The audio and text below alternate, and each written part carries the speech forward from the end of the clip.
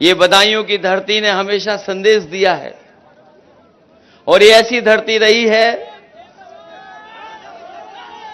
जहां पर न केवल उत्तर प्रदेश बल्कि देश और दुनिया को संदेश देने का काम इस धरती से हुआ है। यहां की गंगा जमुनी तहजीब को लेकर के ये जो हमारी मिली जुली संस्कृति है, ये मेल मिलाप का हमारा जो समाज बना है, इसकी पहचान बहुत अलग दिखाई देती है। जहां तक चुनाव का सवाल है, जो लोग चुनाव को देख रहे होंगे वो जानते होंगे ये भारतीय जनता पार्टी के लोगों ने और भारतीय जनता पार्टी के लोग संविधान और हमारी आपकी जान के पीछे पड़े हुए हैं।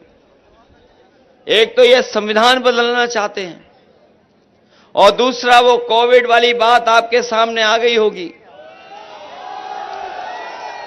कि जो उन्होंने वैक्सीन लगवाई और सबसे कहा कि सब वैक्सीन लगवा लो,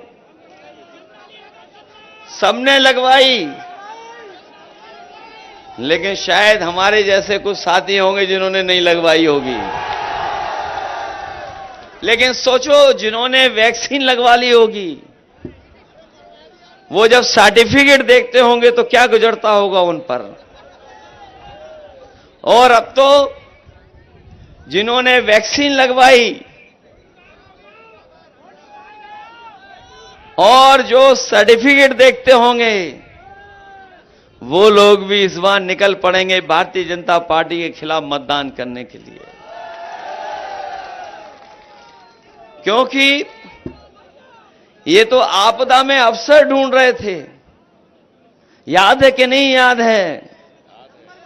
ये भारतीय जनता पार्टी के लोग कहते थे आपदा में अवसर होता है, और जो उन्होंने इलेक्टोरल बॉन्ड की वसूली की है, शायद दुनिया में भी कोई ऐसा राजनीतिक दल नहीं रहा होगा जिसने इतने बड़े पैमाने पर वसूली की होगी।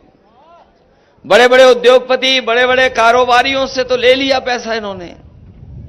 ईडी, सीबीआई, इनकम टैक्स का डर दिखा करके, लेकिन जो लंबी सूची आई है उसमें पता लगा है कि जिन कंपनियों ने वैक्सीन दी थी उन लोगों से भी इन्होंने चंदा वसूल लिया। तो न केवल संविधान को खतरा इनकी सरकार से, बल्कि इनके फैसलों से जान को भी खतरा है।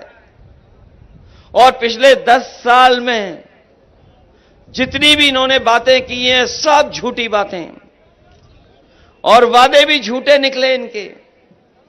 हमारे किसान भाई होंगे, याद होगा उनको, यही दिल्ली वाले आते थे और कहते थे हम किसानों की आय दोगुनी कर देंगे,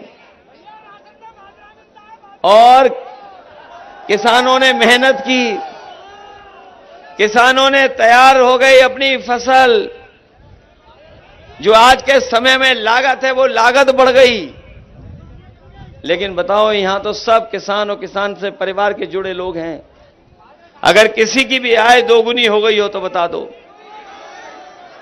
जब आय दोगुनी नहीं हुई, और बीच में आपको याद होगा, आपको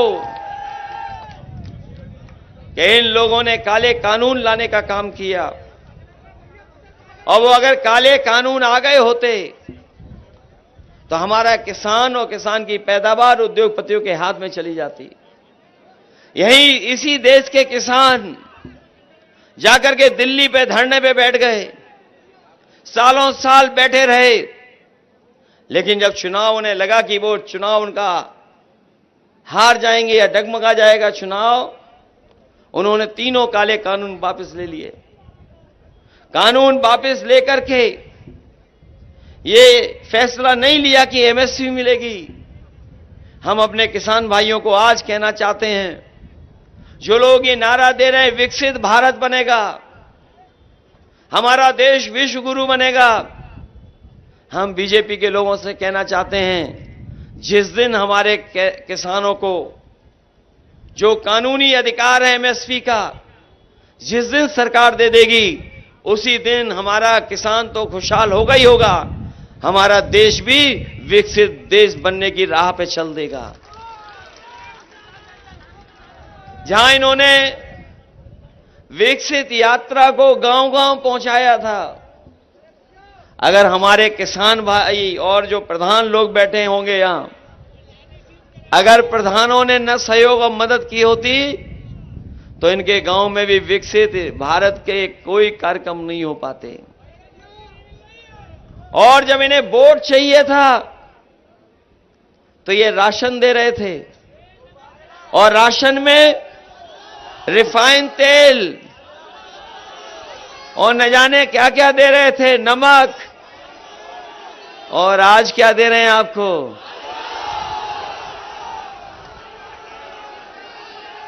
आज आपको क्या मिल रहा है?